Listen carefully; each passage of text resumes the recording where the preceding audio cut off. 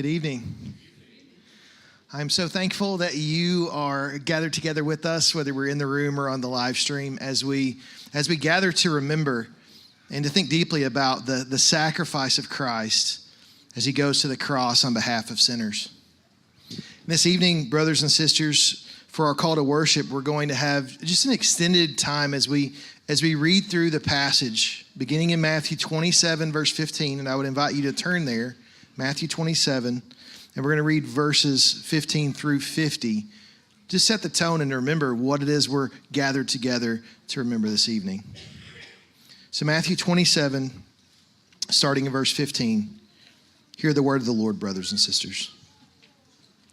Now at the feast, the governor was accustomed to release for the crowd any one prisoner whom they wanted. And they had then a notorious prisoner called Barabbas. So when they had gathered, Pilate said to them, "Who do you want me to release for you, Barabbas or Jesus, who is called Christ?"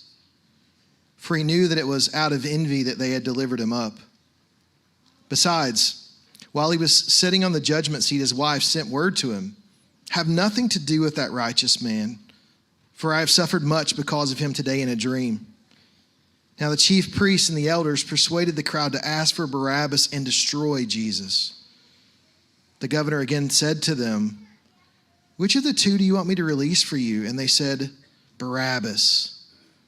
Pilate said to them, "Then what shall I do with Jesus, who is called Christ?" And they all said, "Let him be crucified."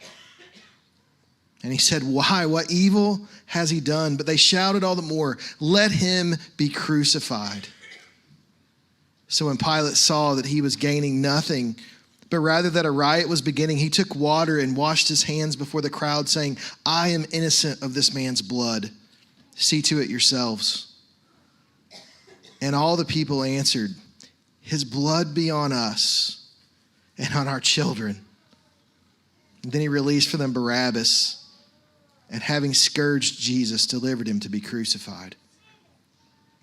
Then the soldiers of the governor took Jesus into the governor's headquarters, and they gathered the whole battalion before him.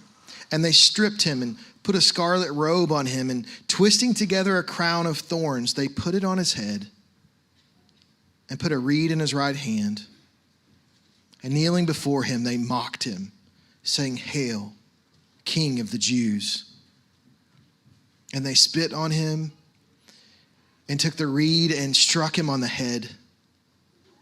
And when they had mocked him, they stripped him of the robe and put his own clothes on him and led him away to crucify him. As they went out, they found a man of Cyrene, Simon by name, and they compelled this man to carry his cross. And when they came to a place called Golgotha, which means place of a skull, they offered him wine to drink mixed with gall. But when he tasted it, he would not drink it. And when they had crucified him, they divided his garments among them by casting lots. Then they sat down and kept watch over him there. And over his head they put the charge against him, which read, "This is Jesus, the King of the Jews."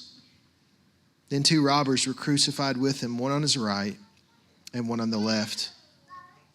And those who passed by derided him, wagging their heads and saying, "You who would destroy the temple and rebuild it in 3 days, save yourself. If you are the Son of God, come down from the cross."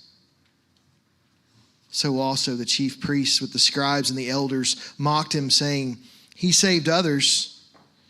He cannot save himself.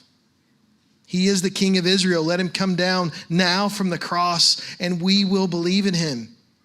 He trusts in God. Let God deliver him now, if he desires him, for he said, 'I am the Son of God.'" And the robbers who were crucified with him also reviled him in the same way. Now from the 6th hour there was darkness over the land until the 9th hour. And about the 9th hour Jesus cried out with a loud voice, saying, "Eli, Eli, lema sabachthani?" That is, my God, why have you forsaken me?" The weightiness